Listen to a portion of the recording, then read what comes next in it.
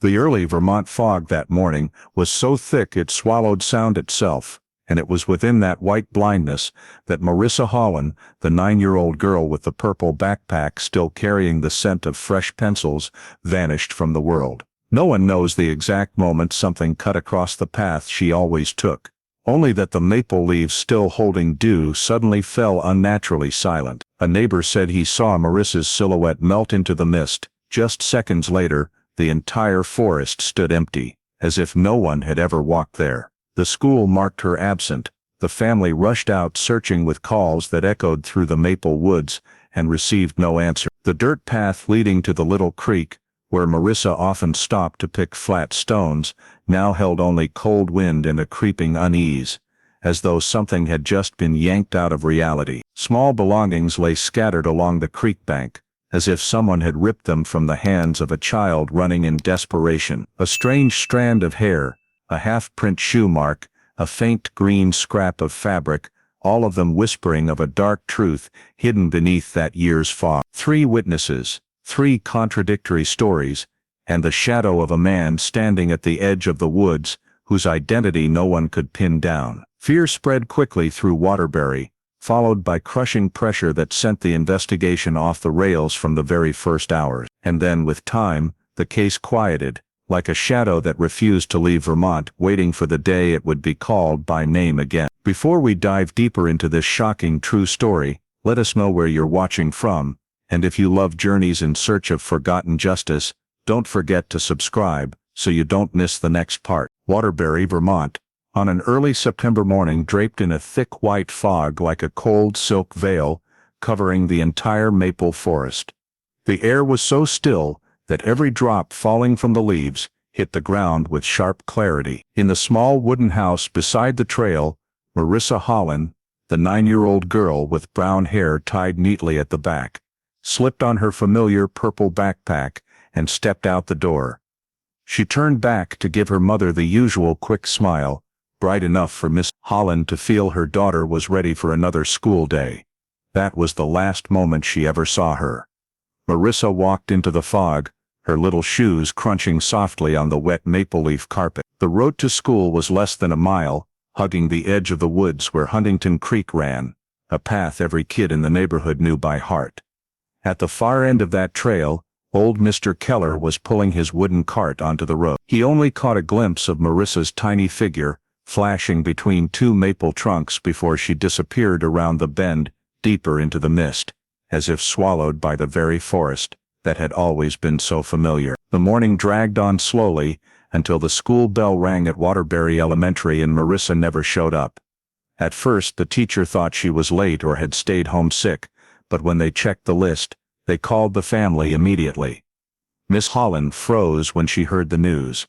An icy chill shot down her spine, as if she already sensed something was wrong. She bolted out of the house, running the familiar route, shouting Marissa, as her voice dissolved into the thick fog, leaving only a faint echo. Miss Keller joined the search. The 2 of them swept through every bush, every fallen log, every patch of soft earth, but there was no answer. No small footprints leading farther away, no movement at all, except the gentle sound of the creek. That silence was more terrifying than anything they could have imagined. By late morning, with still no trace, panic in the family became uncontrollable. Every place Marissa might have stopped had been called, every corner near the house searched, but everything was empty. Finally, with shaking hands and a choked voice, Mrs. Hollen picked up the phone and dialed 9. The Waterbury Police Department had been quiet like any other day, until the emergency line rang with an unusually frantic tone. The duty officer, Officer Lena Merrick, picked up and instantly heard a woman's voice breaking with panic. "My daughter, Marissa, she didn't make it to school, she's gone."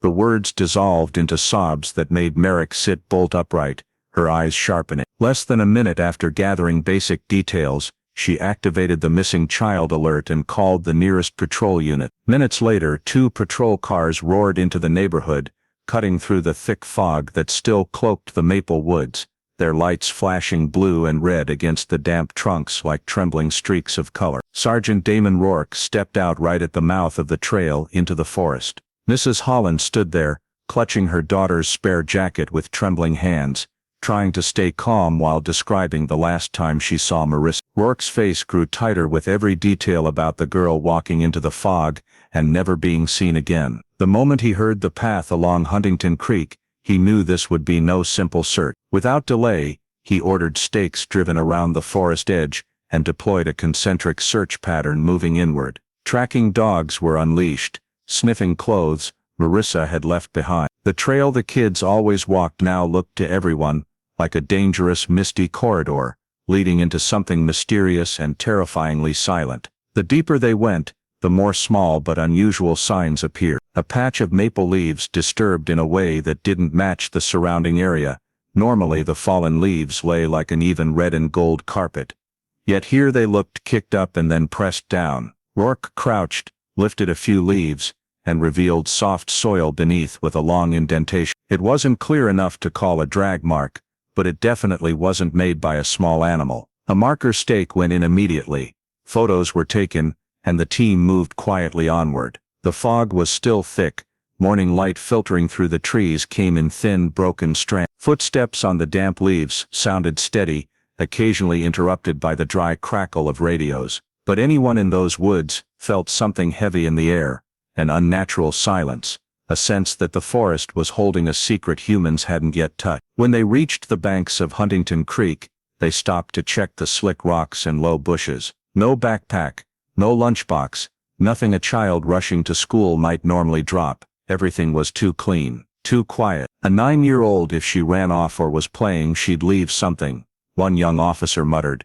But Rourke just shook his head. He didn't want guesses yet. He knew jumping to conclusions too soon could derail the whole search from the start. After nearly an hour sweeping every tree trunk and rock crevice, they regrouped to widen the radius. Rourke split them into 3 teams, one along the creek, one up the western hillside, and one north, where last year's storm had uprooted trees, places that could block sightlines and hide traces. Radios crackled constantly with reports of cleared zone, but every report was the same: no evidence, no footprints, no answering calls, only the soft flow of water and wind threading through fog-laden branches. Near noon, when the first weak rays finally pierced the mist, the teams returned to the rally point. Every face carried disappointment, and when they shook their heads and said nothing, Mrs. Hollen nearly collapsed. But the police didn't allow themselves to stop. With years handling missing persons cases, Rourke knew the longer time passed, the faster the search radius had to grow before the environment or someone erased the trail. He pointed at the topographic map spread on a cruiser hood and ordered another half-mile expansion, pushing deeper into terrain no ordinary child would ever walk alone. A full-scale search officially began, and from that moment, Waterbury entered the most tense hours the town had ever known. By early afternoon, as the search teams had spread out in the directions Sergeant Rourke designated, the sweep along Huntington Creek suddenly yielded the first real signs. The creek wound gently under a thinning veil of fog, cold water glinting silver where the sun finally broke through thick clouds. An officer scanning the slick bank rocks suddenly stopped and bent down. Among wet leaves, mud and creek pebbles, a pale purple color stood out sharply, completely foreign against the brown red of the maple forest. The officer shouted, "Sergeant, got something here." Rourke hurried over, and his eyes instantly locked. It was Marissa's jacket, the purple fleece with white piping on the sleeves that Mrs. Hollen had described that morning. The jacket lay off to the side, crumpled and muddied, as if flung down in a moment of chaos. What shocked Rourke most was its position. Far off the trail, much closer to the water than a child would normally go without being pulled or pushed. The area was immediately cordoned with yellow tape. Forensics moved in wearing gloves and carrying tools. One tech gently turned the jacket over, checking the inside for foreign fibers, hair, drag marks, or any biological trace. Another photographed it from every angle, making sure nothing was missed before bagging it. While the team focused on the jacket, another officer yelled from about 10 meters downstream, voice urgent, "Found this."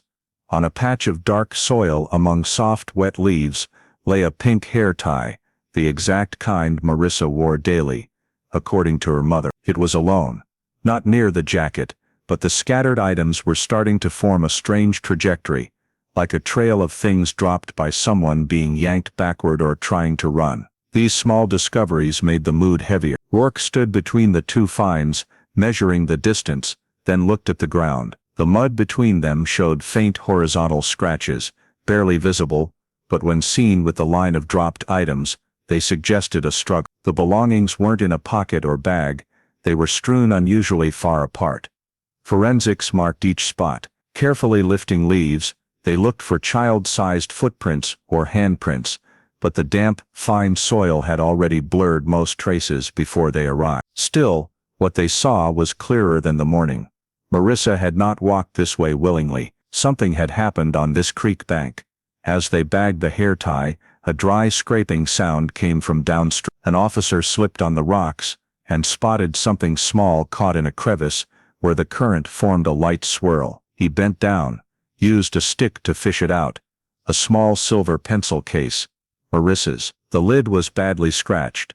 One corner dented, proof it hadn't fallen gently. The case was placed on an evidence tray, still dripping as forensics logged every detail. It didn't stop there. About 3 meters from the pencil case, where the bank recessed into a small hollow covered in wet leaves, they found a single white child's sock with green stripes at the top. It was filthy, caked in mud, and tangled on a dry branch. Rourke lifted it with metal tweezers, examining it in the fading afternoon light. A sock couldn't end up here if Marissa had simply been playing or wandering. For a child to lose a single sock in the woods this way, there had to have been forceful contact, or she was dragged while fighting. Rourke stared at the 4 items forming an arc along the creek bank, his gaze growing heavier. They told a broken, disjointed story, but clear enough for him to feel Marissa had gone through something awful. Especially the pencil case under the rocks sent a chill through him, whether it fell from height, from a violent jerk, or from the hand of someone trying to drag her away. None of the possibilities were ones anyone wanted to consider. Forensics kept sweeping the area, hoping for biological traces, hair, skin cells, foreign fibers, even tiny handprints on nearby trunks. But the thick fog, high humidity and passing time had erased almost every clear sign. Falling leaves constantly covered whatever they needed to see. When the last items were sealed in evidence bags, Rourke stood watching the quietly flowing creek. He knew they had only found the first clues, and though these belongings didn't give direct answers, they confirmed one undeniable fact. Marissa had not vanished naturally. Something or someone had forced this to happen. And in that moment, everyone understood the search was no longer just about a lost child. It had become a race against time. The items found along the creek were quickly transported to the temporary command post that police had set up at the edge of the forest. When the forensic team opened the sealed bags for initial processing, Marissa's purple jacket was the first thing to reveal the most critical detail of the day. Forensic technician Allison Crane used specialized tweezers to lift the inner collar, the LED light illuminating every fiber. In less than a few seconds, she paused and called Sergeant Rourke over. Stuck right along the collar seam, buried deep in the fleece lining, was a long male hair. The strand was not split or broken, dark brown with the root bulb still intact. It could not belong to Marissa, nor to any family member police were aware of. More importantly, the place it was lodged, caught inside the turned-in part of the collar, was not something that could fall in randomly, blown by wind or picked up from the environment. It bore the mark of close contact that should never have happened to a 9-year-old child walking to school. Crane carefully removed the hair, placed it into a small PCR tube, sealed it, and marked it for immediate transfer to the state lab. No one spoke, but the silence was heavier than bad news. That single hair, though tiny, carried the potential to change the entire direction of the investigation. Meanwhile, another forensic team was processing the sock found a short distance from the jacket. A technician used specialized adhesive tape to gently roll the inside of the sock and collect microscopic fibers. After just a few rolls, he frowned, then used tweezers to extract an extremely small dark navy blue fiber. This fiber did not come from Marissa's jacket. The color didn't match anything the family had listed. The material was also unusual, a synthetic nylon blend commonly found in work clothes, old sweaters, or the cuffs of adult jackets. What puzzled the technicians was that the fiber was too small to identify the exact fabric by eye. Yet it was inside the sock, an utterly abnormal location. Children rarely get someone else's fibers trapped inside their socks, unless there was very close contact, or the child's foot had been forcefully rubbed against an adult's clothing. And if there had been contact, it was not in a... While the technicians processed each item, Rourke returned to the scene with two other officers to re-examine the drop trail one more time. The mist had thinned, and the late afternoon light filtered more clearly through the thick canopy, making the ground easier to see. That was when they discovered a detail the earlier search had missed. A faint partial shoe print, right at the creek's edge, angled slightly downward toward the water. The print had a herringbone pattern, common in men's medium-sized shoes. If it were clearer, it could be crucial evidence, but the print was blurred by water and soft mud. Still, two things made it significant. The toe pointed straight toward the creek, not along the path. Its distance from the sock and pencil case made it potentially connected to the sequence of dropped items.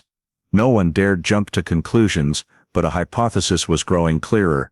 Whoever left that print had stood at the creek's edge, either bending down or dragging something or someone. As the forensic team continued the collection, they realized another issue. This print did not match any footwear logged from the search team, and it was definitely not a child's. When all the evidence was gathered and coded, Rourke ordered the jacket, hair tie, pencil case, sock and the strange fiber rushed to the Vermont State Lab as quickly as possible. The male hair was priority one. The navy fiber was second. The pencil case would be checked for prints, but creek water had already washed most of them away. Inside the patrol SUV, as forensics sealed the evidence boxes, Rourke stood outside staring along the creek now bathed in pale golden light. Nature looked deceptively peaceful, as if the stream had no idea that just hours earlier, something terribly wrong had happened right beside it. The investigation had only scratched the surface of something much larger, and though no one said it aloud, everyone knew these fragile traces, the hair, the fiber, the half-print were the keys to the secret the forest was holding tight. But would those keys be sharp enough to cut through the darkness surrounding Marissa's disappearance? No one could be sure. All they knew was that the moment the lab received the first samples, the investigation had entered a point of no return. As the first pieces of evidence were sent to the Vermont State Lab, Sergeant Rourke returned to the field command post, hoping someone might finally provide useful information. He never expected the information to arrive in a way more chaotic than anything he had prepared himself for. 3 witnesses showed up almost simultaneously, and all 3 told stories, not only different, but so incompatible that they gave the entire team a headache. The first witness was Greg Thornton, a middle-aged delivery driver for a local food distribution company. He arrived at the command post visibly agitated, talking a mile a minute before Rourke could even ask him to start from the beginning. Greg said that on the morning Marissa disappeared, as he drove past the trailhead into the woods, he saw a man holding a little girl's hand. According to him, the man wore a gray jacket and a baseball cap, and his grip looked like he was either trying to make the child walk faster, or holding her back as she resisted. Greg remembered the child had a purple backpack, matching Marissa's description. When Rourke asked why he hadn't stopped, Greg said they looked like a father and daughter arguing, not a dangerous situation. For a delivery driver on a tight schedule, he just glanced and kept going. Rourke thanked him but immediately noted unconfirmed. The man was cooperative and detailed, but the timing and viewing angle were too brief to be certain he had actually seen Marissa. The moment Greg left, the second witness was brought in. Bethany Pierce, a young woman who biked through the forest every morning to get to work. In complete contrast to Greg, Bethany insisted she saw no one with Marissa. She said a little after 8 a.m. about a quarter mile from the trailhead, she saw a little girl walking alone, moving quickly, head slightly down because of the mist and wind. She remembered the pale purple jacket and the backpack. When Rourke double-checked, Bethany repeated, "I didn't see anyone with her, no one following, I rode past and nothing seemed wrong." She added that if there had been a man with the girl like Greg described, she definitely would have noticed. Since the view from a bicycle is wide open, this left the team even more confused. 2 witnesses completely certain of what they saw, yet their accounts directly contradicted each other. The third witness arrived near the end of the afternoon, a 52-year-old hiker named Colin Marsh, who regularly walked the long trails in the Vermont woods. Colin said that morning, He had been on a higher trail about 60 meters above Marissa's path. Though he couldn't make out faces, he was certain he saw a male figure standing at the tree line, not moving, not calling out, just staring toward the trail. He described the figure as tall, slightly stooped, hands in the pockets of his jacket. When Rourke asked if he saw that person with anyone, Colin said no. When asked if the person did anything strange, Colin shook his head, just standing and watching. But the way he stood made me uneasy. The problem: neither Colin nor Bethany saw the man Greg described. And Greg insisted he saw a man pulling Marissa by the hand. On top of that, the three may have passed the area, only minutes apart, so why didn't they see the same thing? Rourke had all three statements pinned up on a board in front of the patrol vehicle. Greg, child being pulled. Bethany, child walking alone. Colin, a man standing and watching the trail. 3 lines of information that didn't just contradict each other, they suggested 3 entirely different scenarios. A man dragging the girl away, Greg. Marissa still walking alone afterward. Bethany.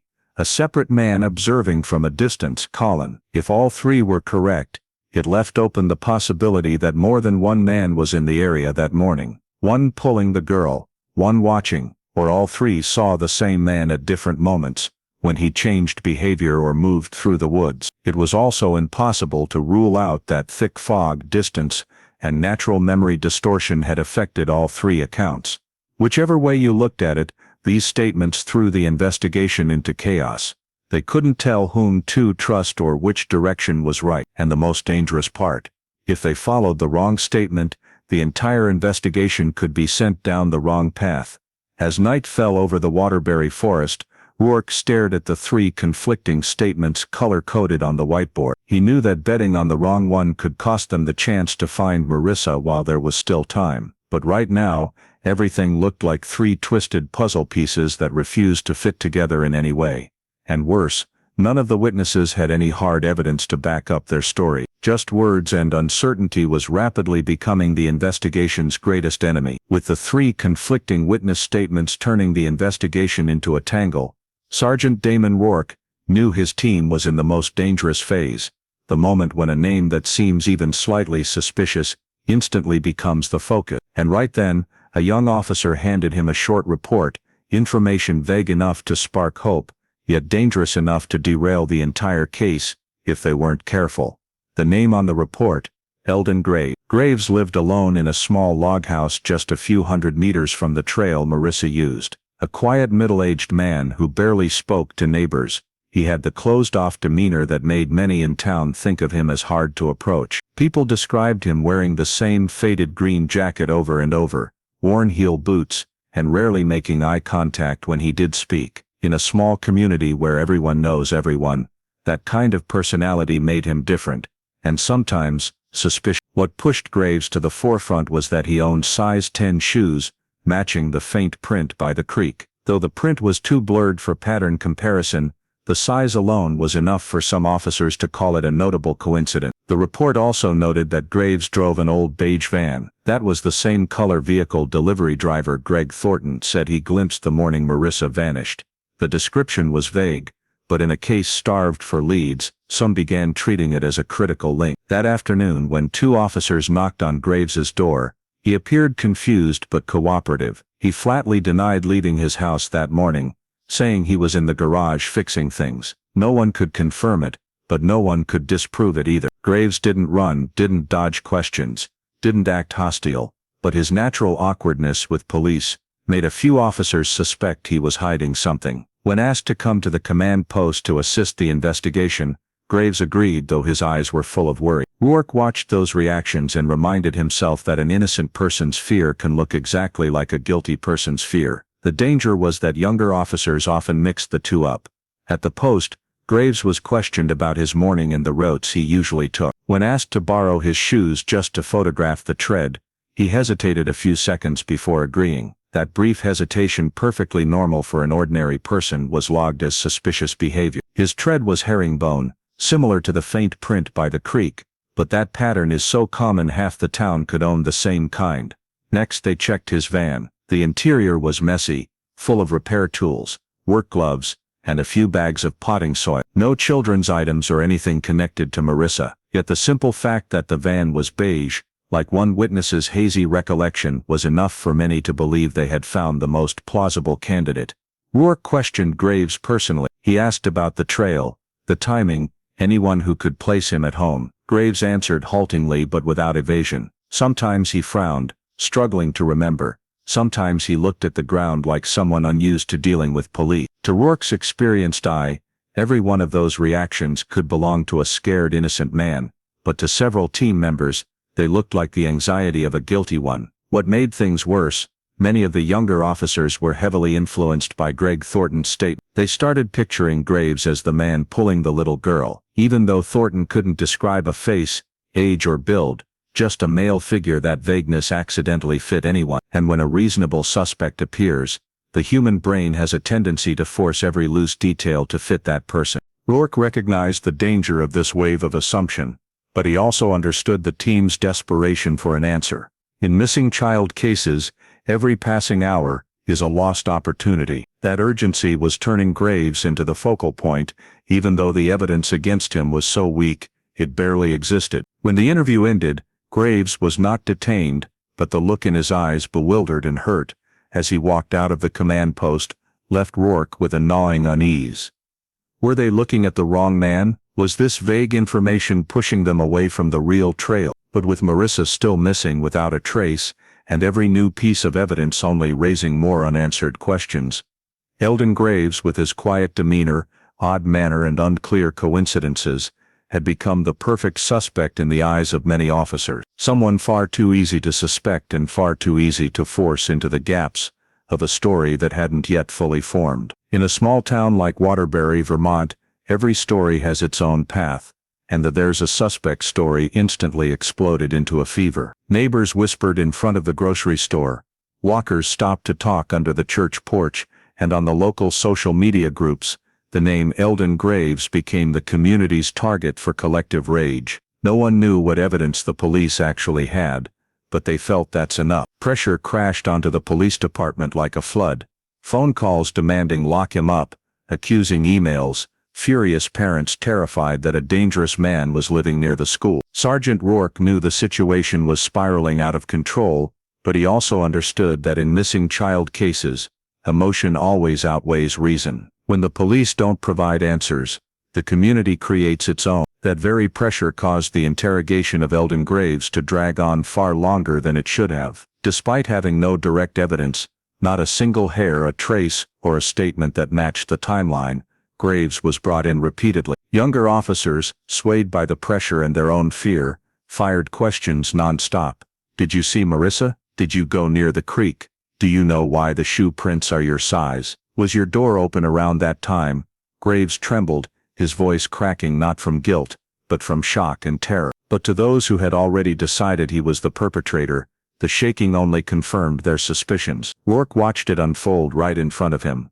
The investigation was starting to veer away from basic logic, yet he couldn't slam on the brakes while the outside pressure kept mounting. Things got worse when an inmate at the county jail claimed Graves had confessed the crime while in the holding cell. That inmate had fabricated stories to cut deals in several previous cases, but a few overeager officers still treated it as a lead worth looking into. No one asked the obvious: how could Graves confess to something he didn't do? How could he know details the police hadn't even gathered yet? But in that heavy, angry atmosphere, irrational things looked dangerously reasonable. Even though Rourke knew the inmate's statement was completely unreliable, it still cast a huge shadow over the investigation. It took him hours to convince the task force to drop that source. The damage, however, was already done. Energy and time wasted on a dead end, while the real traces grew colder. The Waterbury community kept boiling. An angry group of residents organized a march demanding the police do something. A local paper ran a headline: "Strange suspect lives near scene. Why hasn't he been arrested?" Baseless accusations snowballed, pushing the entire investigation into a defensive posture instead of proactively searching for evidence. Instead of focusing on the physical evidence collected by the creek, the green fabric fibers, the unfamiliar hair, the drag marks in the dirt, many officers got sucked into proving Eldon Graves was guilty. That mindset is extremely dangerous. They started digging excessively into his life, looking for anything, literally anything they could twist into evidence. But it was all empty. No blood, no DNA, no clear witness. One late night, Rourke sat alone in his office. The area map, crime scene photos, 3 witness files, physical evidence, shoe prints, everything was spread out in front of him. The more he looked, the wider he saw the gap between the truth and what the community was forcing them toward. He knew that if this continued, the case would fall into the worst possible mistake, fixating on the convenient suspect instead of the right one. Pressure, rumors, and cognitive bias had thrown the entire investigative machine off balance. The most terrifying part was that the more they focused on Graves, the more critical signs they missed. With Marissa still missing and the golden hours slipping away, Rourke understood that if he didn't soon pull the investigation back on track, they could lose the chance to find the truth. The chaos in the investigation dragged on for weeks, but it all led to one icy truth. Nothing new emerged. No body, no clear physical evidence, no consistent statements, no solid direction. The initial leads, already fragile, gradually evaporated like the last morning mist in the Waterbury maple forest. Eldon Graves, the man who had been elevated to the perfect suspect simply because of his oddness and a few vague coincidences, was finally released completely, with no charges. But no one truly considered him innocent. The rumors had done their job, and his reputation was permanently stained, while the police were left empty-handed. Sergeant Rourke held the final team meeting late that fall. On the table lay the scattered items recovered by the creek: the small jacket, a hair tie, a mud-caked pencil case, a single sock, all analyzed multiple times. No blood, no clear fingerprints, and 1990s DNA technology was too crude to isolate anything useful. The strand of male hair found on Marissa's jacket was deemed insufficient for analysis. The tiny green fabric fiber was concluded to possibly come from any work clothing in the area. Even the drag marks in the dirt, once hoped to be the key, were judged impossible to confirm, as human or just natural scratches from rain and animals. The partial shoe prints by the creek weren't sharp enough to match anyone's sample, including Graves'. The forensic experts of that era lacked the tools to process microtraces the way labs could 2 decades later. Conclusion: not enough data to move forward even one step. On top of that, the 3 witnesses gave 3 different versions, none of which could be verified. The cyclist said he saw Marissa walking alone. The delivery driver insisted there was a man's figure very close to the trail. The hiker swore he saw an adult grabbing a child's hand and pulling. No details overlapped, and none of them were 100% certain what they saw through the thick morning fog that day. During the closed-door meeting, Rourke said a sentence that haunted him for years afterward: "We're chasing shadows." In the end, the Waterbury Police Department had to do what no one wanted: temporarily close the file and move the Marissa Hollen case to the cold case list. A red stamp slammed down on the thick folder, marking the heaviest failure of Rourke's career. But for the Hollen family, the case never went cold. Every day, Mrs. Hollen still walked to the edge of the woods, calling her daughter's name into the void. Mr. Hollen, a man of few words, hung a map of Vermont on the wall and marked every place they had searched. They handed out flyers from Stowe to Montpelier, contacted television programs, reached out to missing children organizations. Nothing. The early community meetings were packed, but over time people grew reluctant to even mention the story. Kids grew up, families moved away, the town changed. But the Hollens' loss stayed exactly where it was, never fading. The years passed in the cruelest way possible: no answers, no closure, no body to bury, no perpetrator to blame. Just a vast emptiness right in the middle of their lives. Every year on the anniversary of Marissa's disappearance, the family lit candles at the forest's edge. Not many words were spoken because no words were enough. Police often sent someone, but no one ever brought news. And then, like every other evidence-scarce case from the 1990s, it truly sank into darkness. Marissa Hollen's file was placed in a steel cabinet, 3rd row, 9th drawer, among Vermont's other long-term unsolved cases. None of the new, younger detectives who came later knew the full story. Only the little girl's name, Marissa, was occasionally mentioned in training sessions about inevitable mistakes, as an expensive lesson in fixating on the wrong suspect and letting the critical early hours slip away. That was when the case officially went cold. It would take nearly 3 decades for the flame of truth to be relit. Throughout the 2000s and 2010s, Marissa Hollen's disappearance lingered like a long shadow in Waterbury's collective memory. No one had truly forgotten, but no one could move the case forward either. Sporadic, disjointed efforts surfaced, almost all of them led nowhere, and only made the already thin file more tangled. In the early 2000s, the police department received a flood of tips from anonymous callers. Someone claimed to have seen a girl who looked like Marissa in Burlington. Another said she had been taken across the Canadian border. A few self-proclaimed psychics insisted her body was at the bottom of Lake Champlain. Those kinds of rumors popped up a handful of times every year, but when checked, they all dissolved like morning mist. No real witnesses, no traces, just words carried away by the wind. Local media also helped muddy the waters. A 2004 article falsely reported that police had recovered suspicious DNA, forcing the department to issue a public correction, because at that point they didn't even have a single viable DNA sample. The strange hair, the green fabric fiber, the faint shoe prints, none met the standards for analysis with the technology available then. Sensational stories created more rumors, and the rumors created fresh pressure, causing the Hollen family repeated pain, as hope was raised and crushed over and over. Around 2007, a man came forward claiming Eldon Graves had thrown a large sack into a ravine, a few miles from the scene. At first the police thought it was a breakthrough,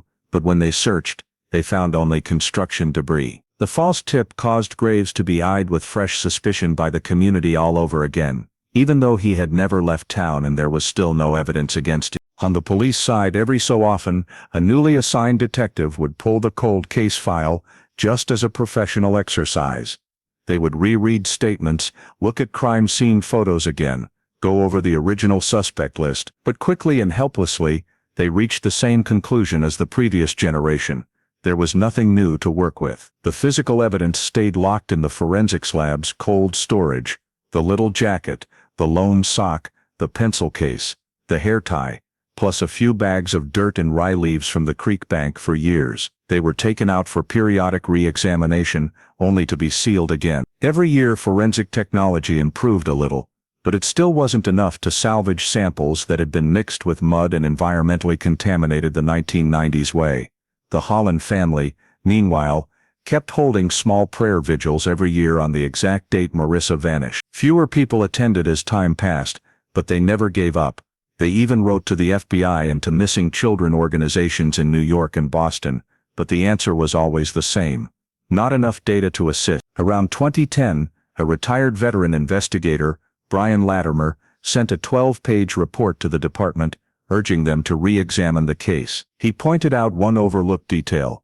The green fabric on Marissa's jacket didn't match any clothing samples collected at the time. Latimer believed that detail could be significant, but fiber analysis technology that year was still too limited, and his report was set aside, not because it lacked merit, but because no one knew what to do with it. Those years were a long chain of scattered efforts and noisy misinformation that ate up hundreds of investigative hours for nothing. And although every new lead sparked a flicker of hope, they all ended the same way, puzzle pieces that never fit together. The case stood still waiting for a different era, different technology, and a new pair of eyes patient enough to dig deep into something everyone else had forgotten long ago. In 2016, when many in the Waterbury Police Department believed the Marissa Hollen case would remain forever in the cold case files, a new face arrived, Detective Rowan Calder, 32, freshly transferred from Burlington. Calder wasn't the loud spotlight-seeking type of investigator.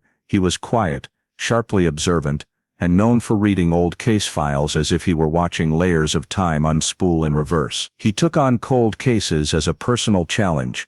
Where others saw dead ends, he saw possibility. On his very first day with the file, Calder spent hours at Cabinet 9, the drawer that held everything on Marissa. He didn't skim. He turned each page slowly, flagging inconsistencies, illogical statements, and the vague handwritten notes of previous detectives. What struck him within just a few hours made him frown.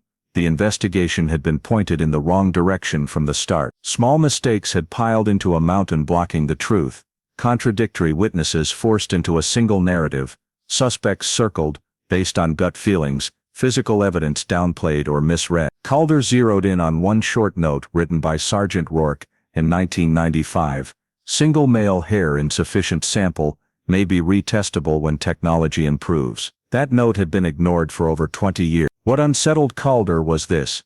In the current evidence inventory log, that hair sample was nowhere to be found. An item once deemed unusable could, with 2016-2017 technology, become the key. Calder immediately went down to the evidence vault, an aging basement room with dusty metal shelf, flickering fluorescent lights, and the faint smell of mildew. He requested the entire evidence boxes for the case, 2 sealed cartons, labeled 1995, still sitting untouched in the cold case section. Wearing gloves, he examined every bag as the clerk unlocked the spectrometer table. Marissa's jacket, a sock, a pencil box, dried leaves, but no hair sample, no microfiber envelope, no tag, nothing, as if it had never existed.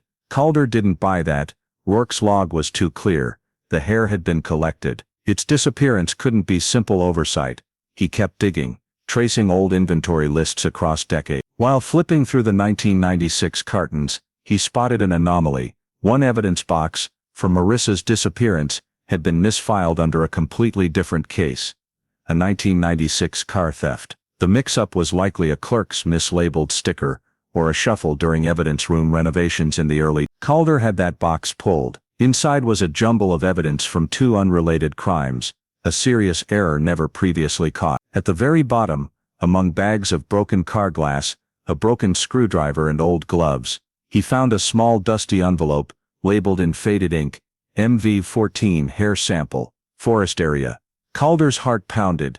He held it up to the vault's white light. Inside was one very short dark brown hair, completely different from Marissa's. This was the hair Rourke had documented, a once worthless sample from an era when technology couldn't touch it. And now, looking at it, Calder knew this could unlock everything. Even better, inside the same misfiled box, he found 2 additional bags, once labeled insufficient for testing. A tiny green fabric scrap smaller than a fingernail, and a clump of dried soil still clinging to organic fibers. Neither appeared in the current evidence manifest. Both could contain traces 1995 technology couldn't read. When Calder tracked down the now retired Rourke, who still dropped by the station occasionally, and showed him the finds, the old man froze. So it wasn't lost, Rourke whispered. It was just buried. Calder nodded. And now it's time to dig it up. That same night he wrote a 17-page report detailing the storage errors, the value of the newly recovered evidence, and urgently requested the Marissa Hollen case be officially reopened, with priority on next-generation DNA analysis. For the first time in over 20 years the case had real hope, thanks to one new detective, and one evidence box that had been put in the wrong room. When Detective Rowan Calder stood in the forensics lab beside forensic expert Leanne Corcoran, he felt it in his gut. That tiny hair in the sealed bag could reopen a case everyone thought was dead. Corcoran leaned close to the plastic, eyes lighting up when she saw the root was intact, something 1990s technology couldn't use. Nuclear DNA present, she said softly, and Calder immediately understood. That meant SNP analysis was possible. Modern genetic genealogy powerful enough to trace an entire family tree, generations back. The hair was opened in a clean air chamber, the root transferred to a vial, and resealed with a new evidence number. That same day it was driven by courier to a genealogy lab in Virginia that specialized in decades-old degraded samples. For nearly 3 weeks Calder could only wait, wondering every day if they were pinning their hopes on something long past saving. Then one early morning, Corcoran called. They got it, Rowan, a full SNP profile. The lab had extracted enough genetic material to build a profile of over 400,000 SNPs and upload it to genealogy databases. The first results stunned Calder. The DNA did not match any suspect investigated in 1995, including Eldon Graves. For 21 years they had been looking in the wrong direction. The next step belonged to the genealogy team, building a family tree from DNA matches with people who had taken commercial ancestry tests. Within days, specialist Nadia Mercer reported they had located second and third cousin matches in Ohio, New Hampshire, and Montreal. From there the team worked backward through 19th century census records, marriage certificates, birth records, and New England immigration files, stitching strangers' names into one massive family tree. 3 weeks later they had narrowed the pool of possible blood relatives to 42 adult males scattered across New England, but what caught Calder's eye was a small note.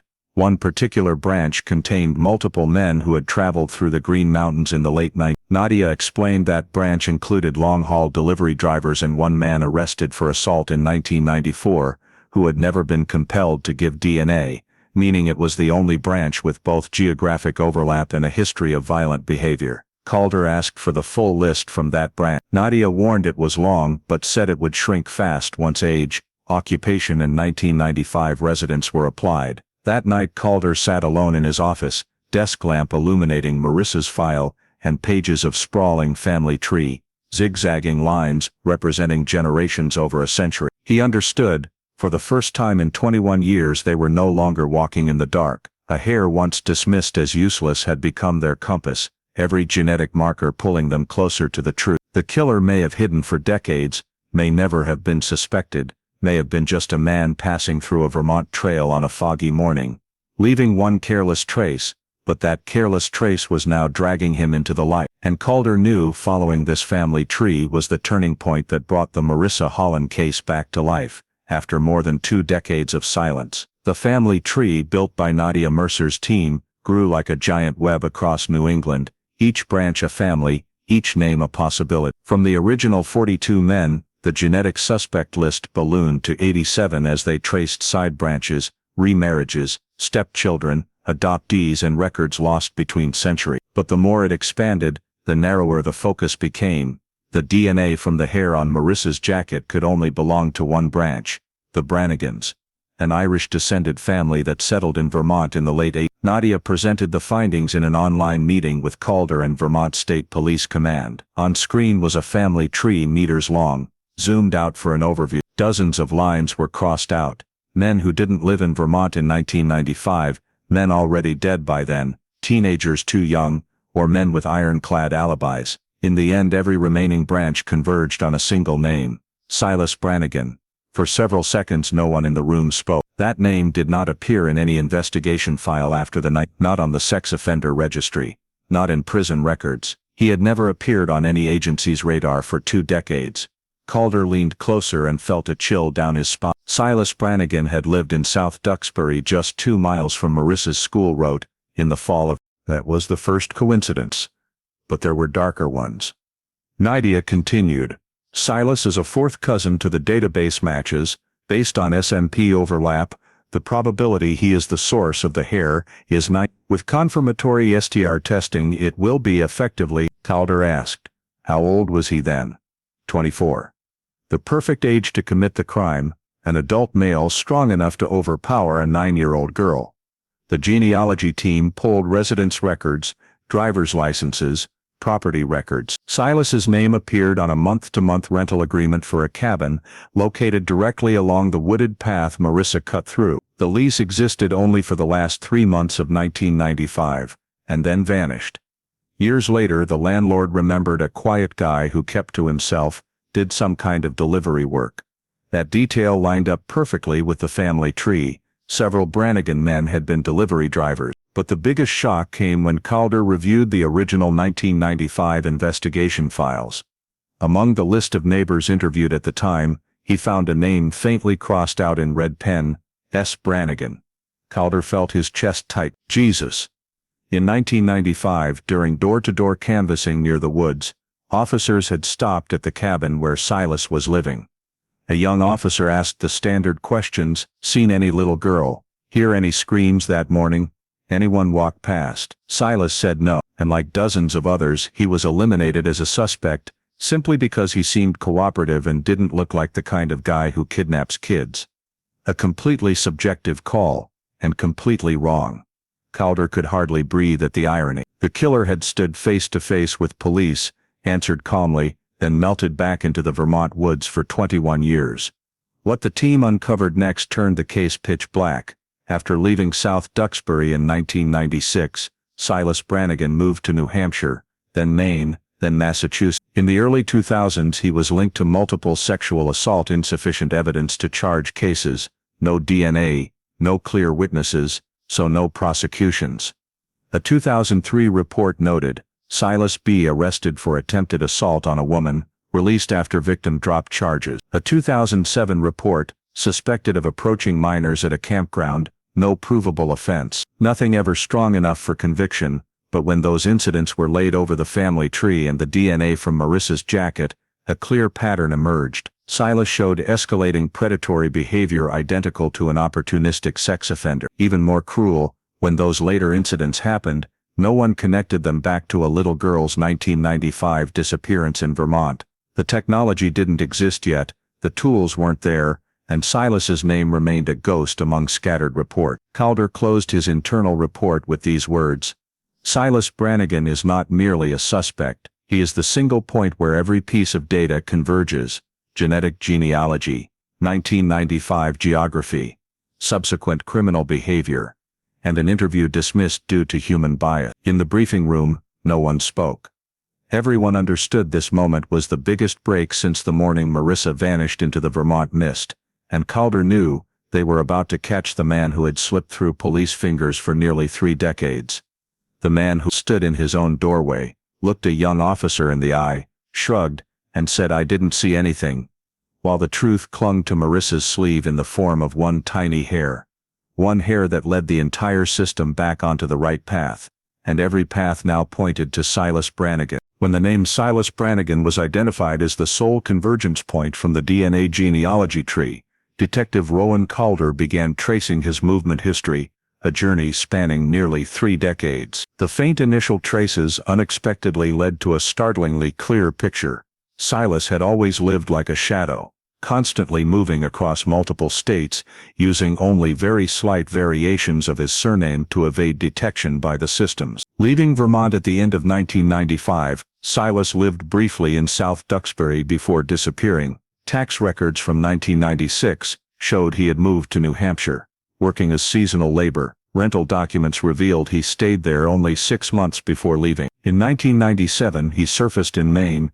In 1999 he was ticketed for speeding in Colorado Springs under the name Silas Brennan. The signature on the ticket, though scribbled, was almost identical to the one on the 1995 Vermont rental agreement. From Colorado he drifted to Arizona, where in 2002 he registered an old pickup truck under the name Silas Branning. The changes to his surname were too minor to create a new identity, but just enough to slip through the unlinked data systems of that era. Every address he lived at lasted only a few months before he vanished, a classic pattern of someone evading their past, yet almost no one who had lived near him remembered anything, except for one critically important clue. In Colorado, Calder tracked down Delia Harmon, the woman who had lived with Silas around 2000. When Calder mentioned the name Brannigan, Delia froze, sighed, and said she had always known this day would come. Delia described Silas as quiet, reclusive, occasionally disappearing for hours at a time,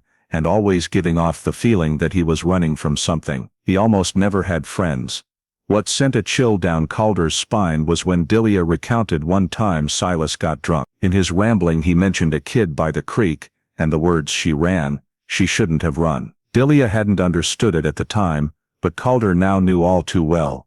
Marissa's evidence had been found along Huntington Creek. No media or public record had ever mentioned the exact location where the little girl's belongings were scattered. Only the police and the killer knew.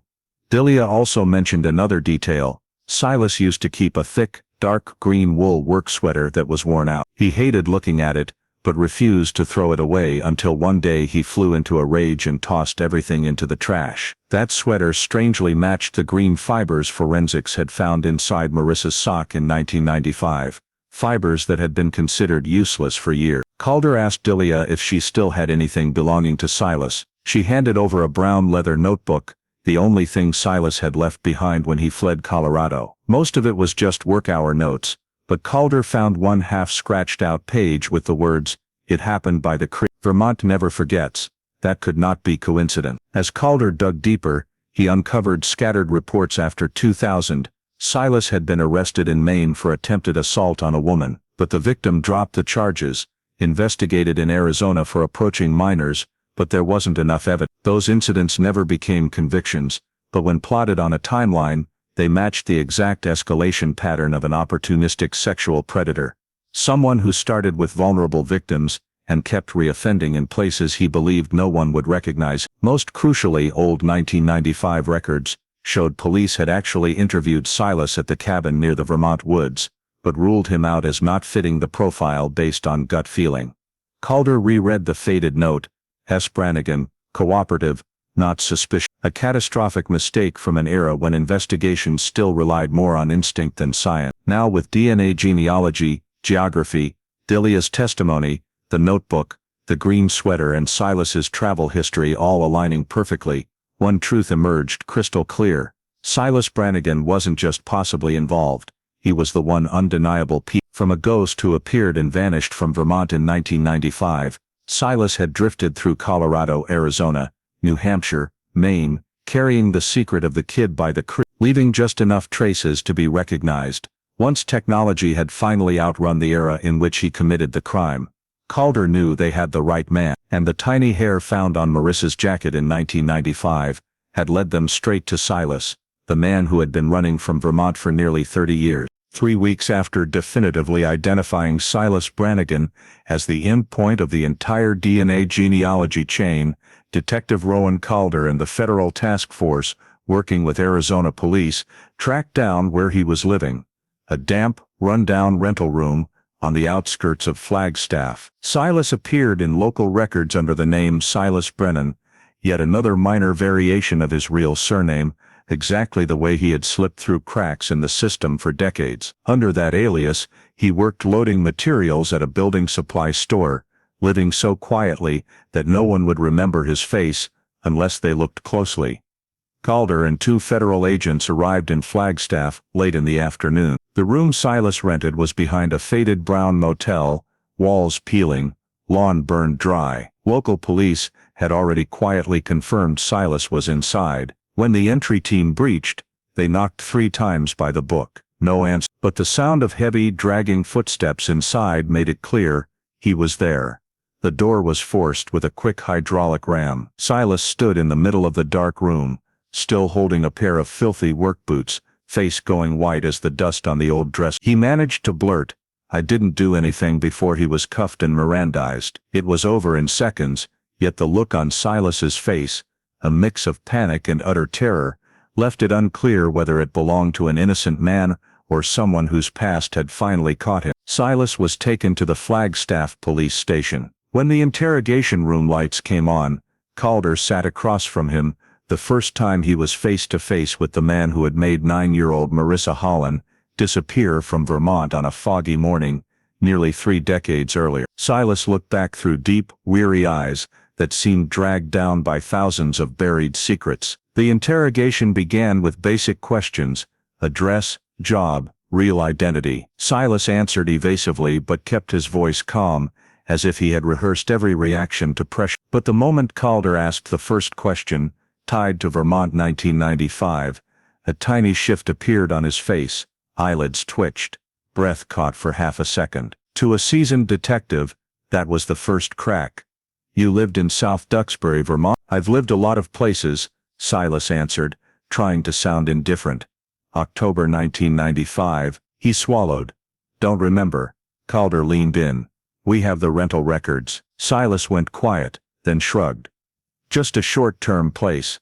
Nothing special." Calder let silence hang for a few seconds, then placed a sealed evidence bag on the table, the bag containing a copy of the DNA sample extracted from the hair found on Marissa's jacket.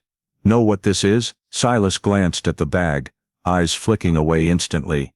"How would I?" Calder opened his laptop and turned the screen toward him. "This is SME analysis, DNA genealogy. It doesn't compare you to the crime scene, it compares you to your ancestors, to dozens of your relatives, and every single one points to one man, you." Silas's face changed visibly. He tilted his head slightly as if searching for the right response, but his throat tightened.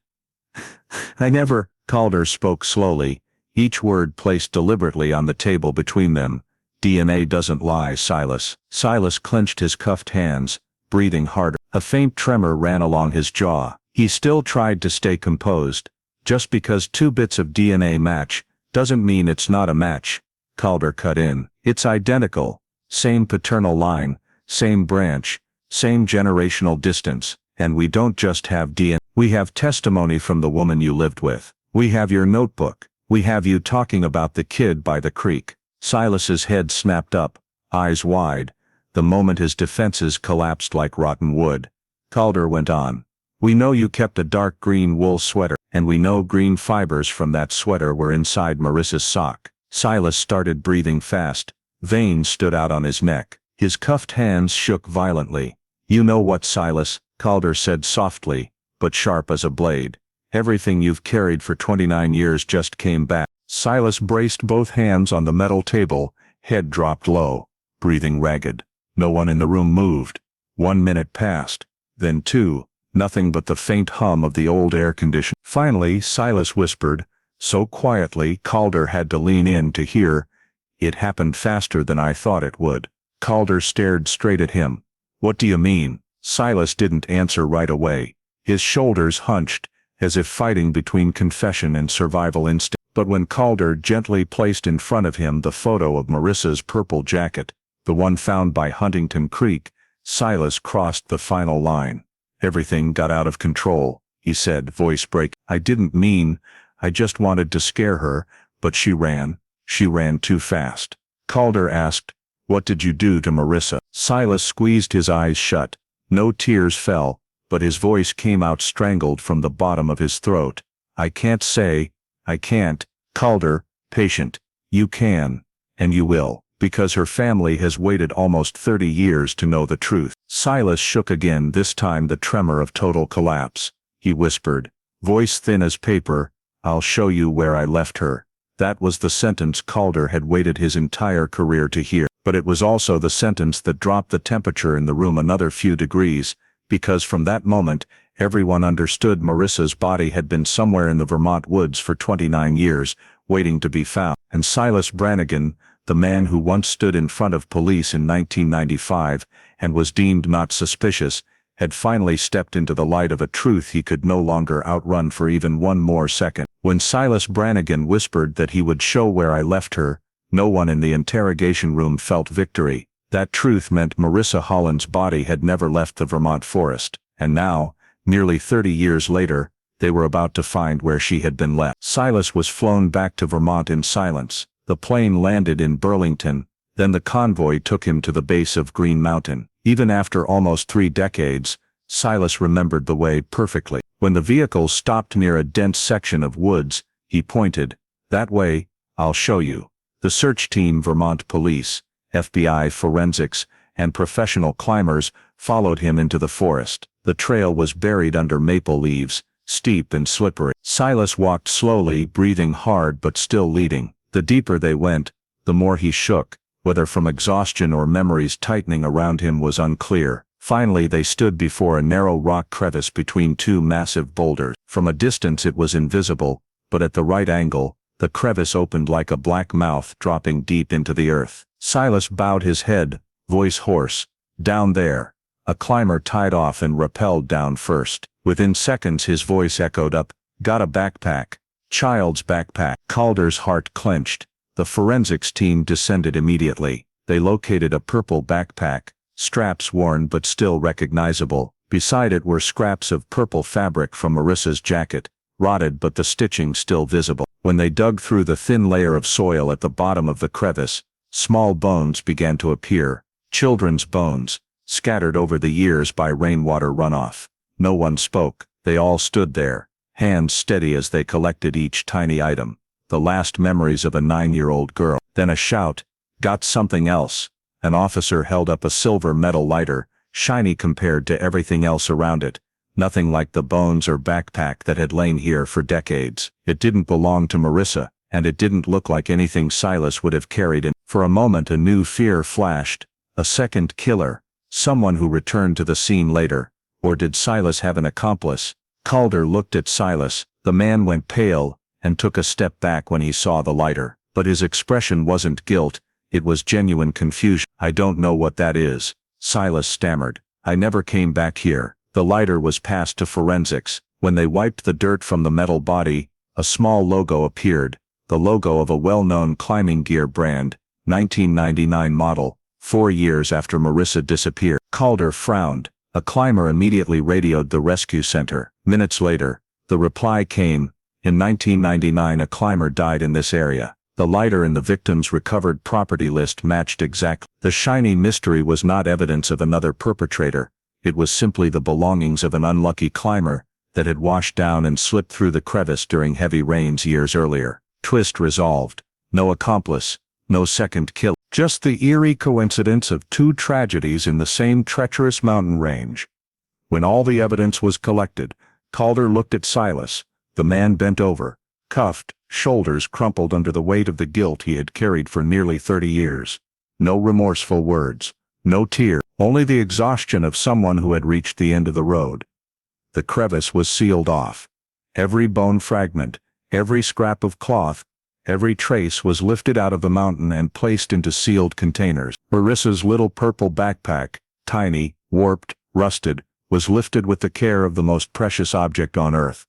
Calder stood on the ledge, looking down at the place where the truth had been hidden for almost 3 decades. Wind whipped through the maples, exactly like the morning in 1995 when Marissa vanished into the white fog. That day, the Marissa Hollen case finally had its answer.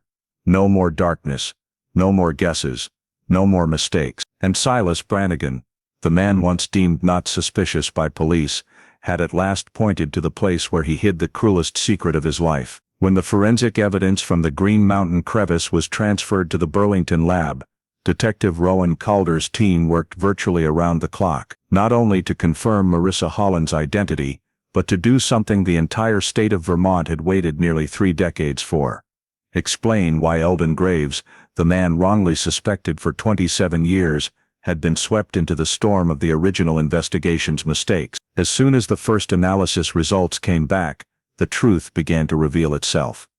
The DNA samples from Marissa's bones, from the rotted jacket, and from the male hair recovered in 1995, when cross-referenced with modern technology, did not match Graves on any marker. The hair, complete with root, was an exact SNP match to Silas Brannigan. This demolished the near-the-scene suspect theory that had put Graves in the crosshairs from day one. Calder knew exoneration wasn't just a negative result.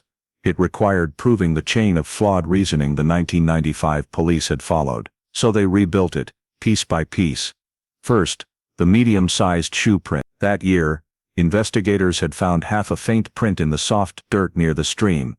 Only half a print, not enough tread to identify brand or year. Based solely on estimated size, police compared it to local resident Graves, a 39-year-old man who wore a similar size, landed on the prime suspect list. But Calder ordered the impression's shape and depth reanalyzed. The results showed the print's depth did not match Graves' body weight.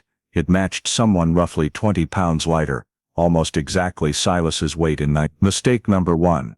Next, the green fabric fibers that had cast lifelong suspicion on Graves. In 1995, police vaguely noted that Eldon often wore dark, thick jackets, sometimes with a greenish tint, and immediately linked that to the green fibers snagged on brush near the trail. No one did fiber testing at the time. Now, when Calder sent them for microscopic analysis, the answer was crystal clear.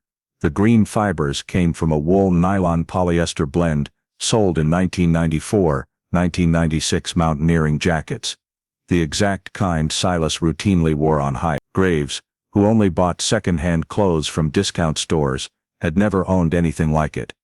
Mistake number 2, and one of the most damaging, had accidentally put Graves in the spotlight. Then came the contradictory witness statements that kept Eldon pinned, despite zero physical evidence. A delivery driver said he saw Marissa being dragged by a scruffy guy. A cyclist insisted the girl was walking alone. A third hiker reported seeing a male figure standing at the edge of the woods. The 1995 team stitched the 3 stories into one, and the disheveled man who lived less than half a mile from the woods became the perfect fit. But Calder pulled the weather records for that day, and uncovered a detail no one had noticed 27 years earlier. Thick fog had severely distorted visibility, making witnesses prone to misidentifying shadows or misinterpreting behavior. One witness later admitted he only thought he saw someone at the tree line because he felt uneasy, yet it was recorded as fact. And then there was the fabricated prison confession, an inmate claiming Graves had confessed while they were cellmates. The inmate received a reduced sentence for his testimony, and the entire statement later proved worthless. The file quietly kept it as circumstantial evidence, creating invisible pressure on graves for years. When the modern analyses were complete, Calder reassembled every flawed piece.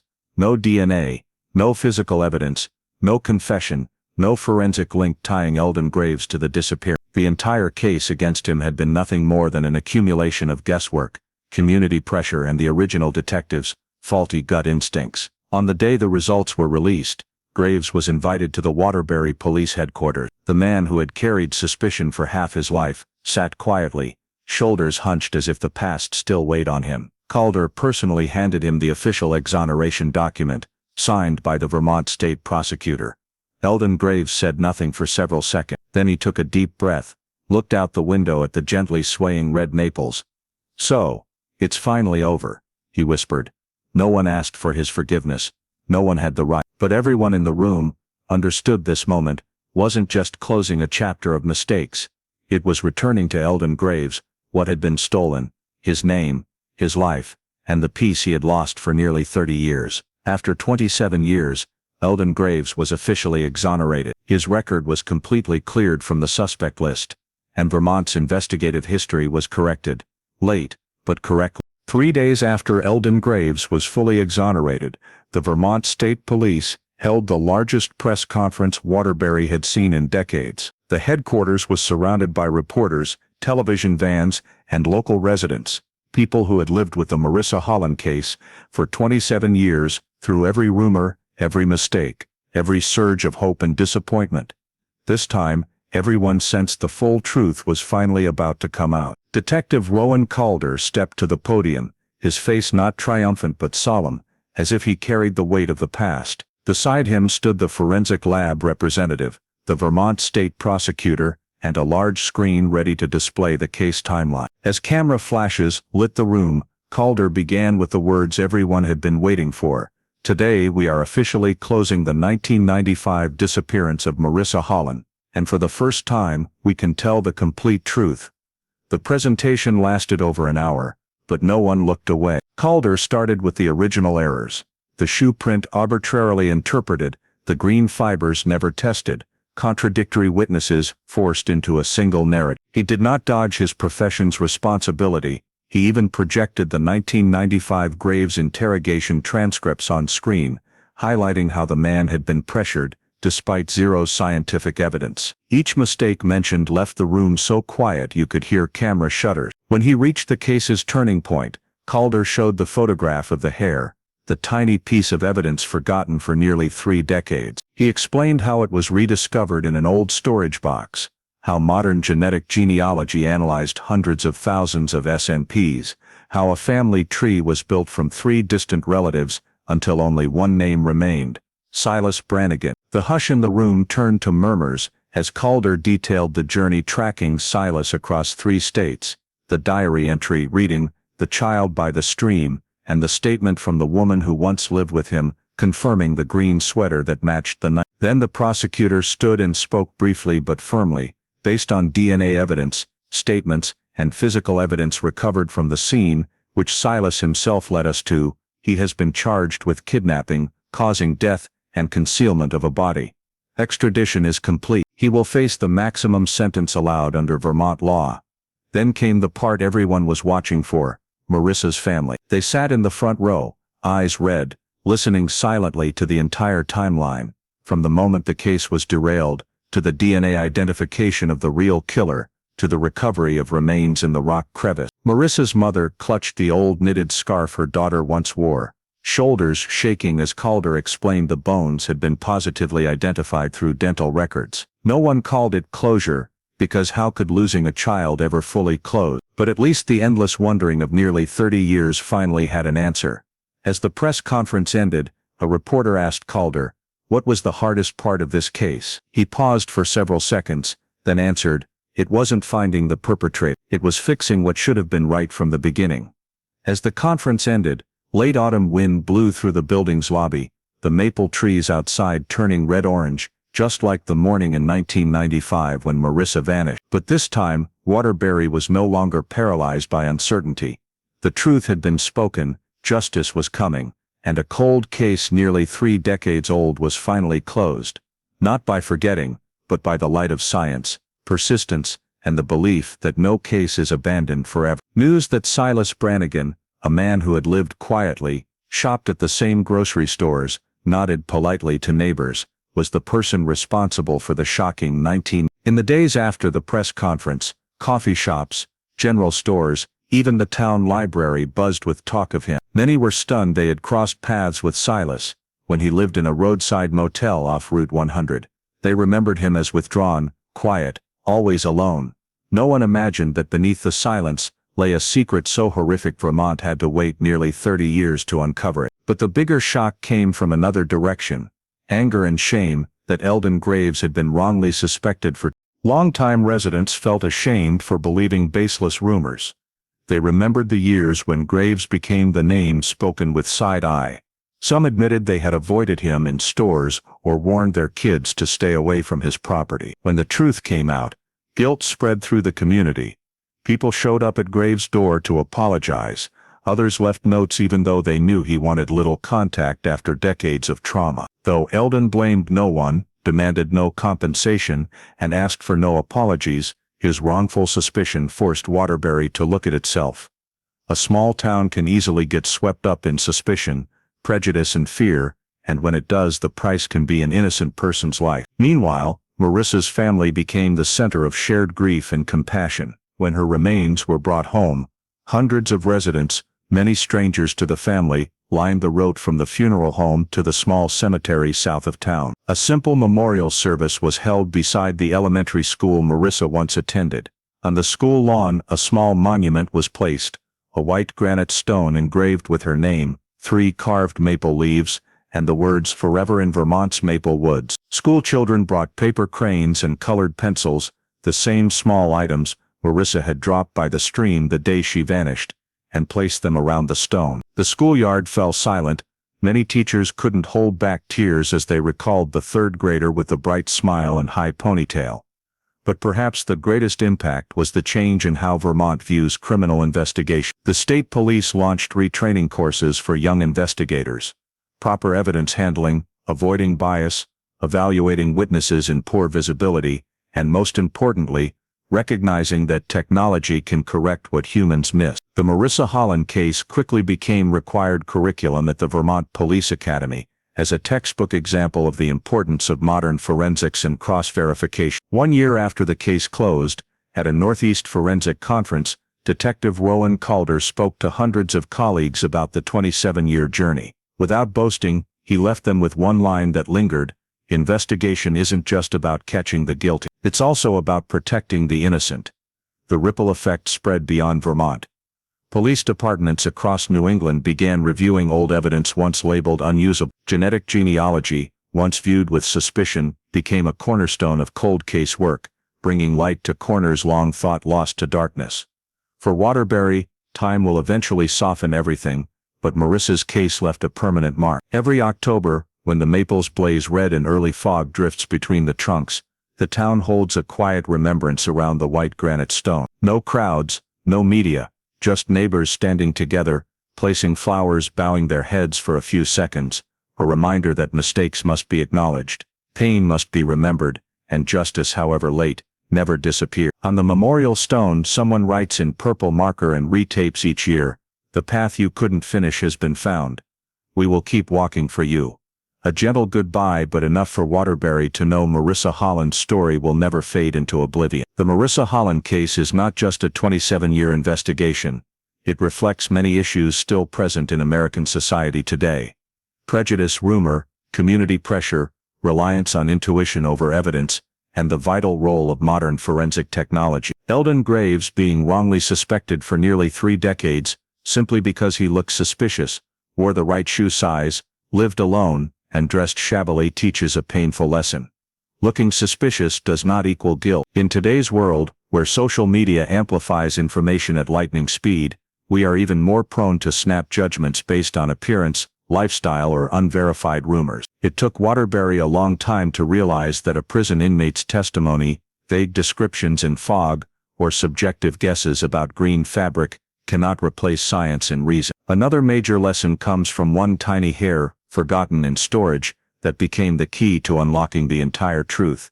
thanks to modern genetic genealogy. It reminds us that scientific progress can always correct human error, and that investing in forensics, data, and investigative technology doesn't just solve one case, it protects the innocent. In everyday life, it's a reminder that truth can stay buried for years, but persistence, transparency, and methodical work will always lead to the right answer. Finally, Waterbury building a memorial for Marissa sends an important message.